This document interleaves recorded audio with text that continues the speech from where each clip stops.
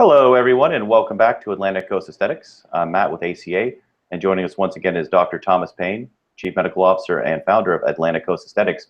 And Dr. Payne, this question of the week comes from Facebook and from, looks like, Hobe Sound, Florida.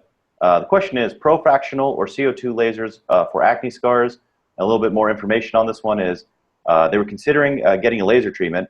They have a rolling boxcar, ice pick scars, and uneven texture on their face. And which laser would you recommend, the Profractional or CO2?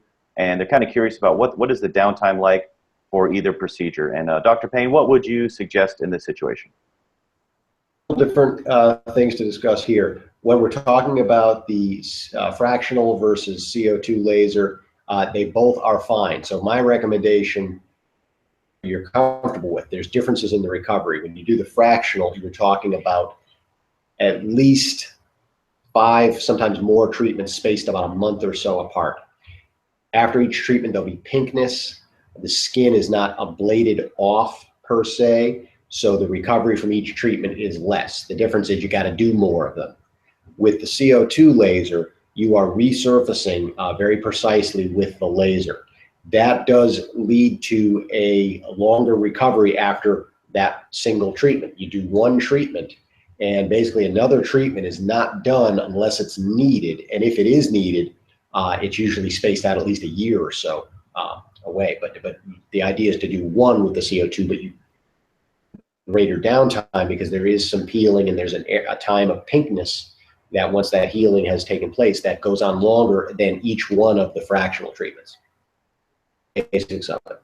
I usually tell people, especially if there are ice pick acne scars, that I like the CO2 because you can do a little bit more with it while you're treating those scars. You can treat certain areas a little heavier than others in different ways than with the fractional. Now keep in mind that with ice pick or deep scars, basically these approaches need to be individualized because there's a lot of different things that can be going on.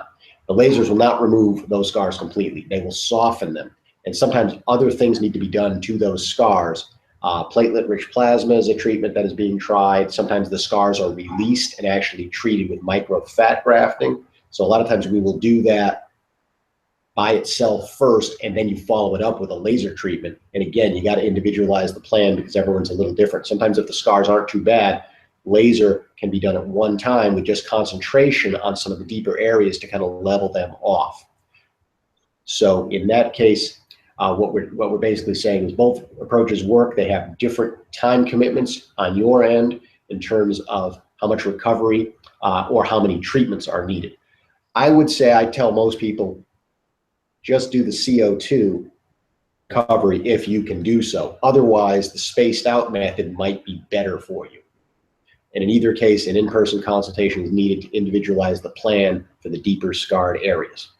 So hope that helps. And that should cover it for you. Well, thank you, Dr. Payne. And if you have a question for the doctor, please visit our Facebook page or website. And Dr. Payne, we appreciate your time, and we'll see you on the next question. Very good.